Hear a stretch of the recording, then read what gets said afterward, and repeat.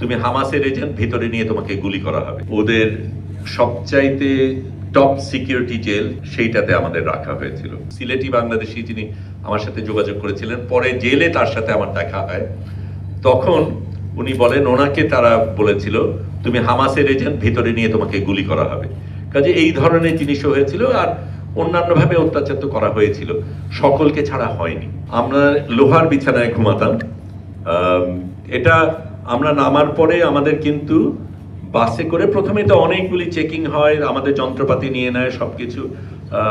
তারপরে আইনজীবী, ভাগ্যিস আমরা প্রস্তুতি নিয়েছিলাম। আইনজীবী আমাদের প্রথম সই করার সময় একটা ডকুমেন্ট সই করতে হয়, সেই ডকুমেন্টে লেখা যে আমি অবৈধভাবে ঢুকেছি। আমরা আগেই সিদ্ধান্ত নিয়েছিলাম এই মুসলিকে আমরা সই করব না, কারণ আমরা তো অবৈধভাবে যাইনি, আমরা আন্তর্জাতিক পানিতে ছিলাম এবং এই অবরোধটা অবৈধ।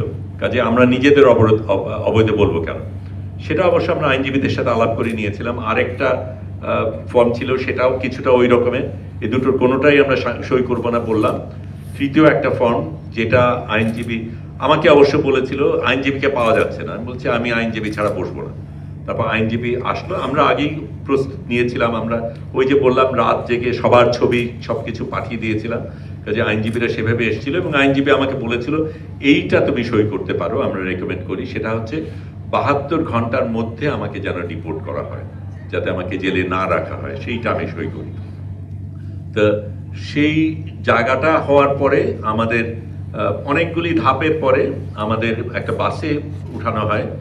সেই বাসে এরকম আমরা একদম ঠাসাঠাসি 4 জন পাশে বসলে যেরকম হয়, ওইটার আমি মেপেছিলাম, যদিও পট্টি দেওয়া ছিল। আমি ফাঁকতালে আমি এটাকেও একটু ম্যানেজ করে, পট্টিকেও ম্যানেজ করে আমি দেখতে পেরেছি যে কারা ছিল তা তো আর বোঝা যায়নি, কিন্তু 4 জন আছে, আকারটা ধরতে পেরেছি। এটা ছিল আনুমানিক 2 ফুট বাই 5 ফুট একটা কক্ষ। তার মধ্যে আমরা 4 জন বসে লোহার ইসের মধ্যে, প্রচন্ড ঠান্ডা। এটা ফ্রিজারের মতন কোনো একটা কিছু। আমরা তো পাতলা গেঞ্জি পরা, কারণ আমাদের কাপড় সাপড় নিয়ে অন্য গেঞ্জি পরিয়েছে, তাদের দেওয়া গেঞ্জি পরিয়েছে, সেটাই পরা। কাজেই এবং 2 ঘন্টার মতন আমরা যাত্রা করি। পরে আমরা জানতে পারি যে ওদের সবচাইতে টপ সিকিউরিটি জেল, একদম মরুভূমির মাঝখানে একটা জেল আছে, সেইটাতে আমাদের রাখা হয়েছিল।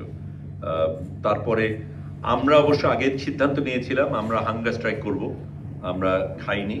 কিন্তু সকলের শরীর তো একই রকমের না, কারো কারো প্রয়োজন ছিল। এই 2.5 দিন আমরা ওখানে ছিলাম, জেলে ছিলাম, সেই সময় 1 প্লেট খাবার দেওয়া হয়েছে। দেশে দেশে সবার সাথে দ্য নিউজ।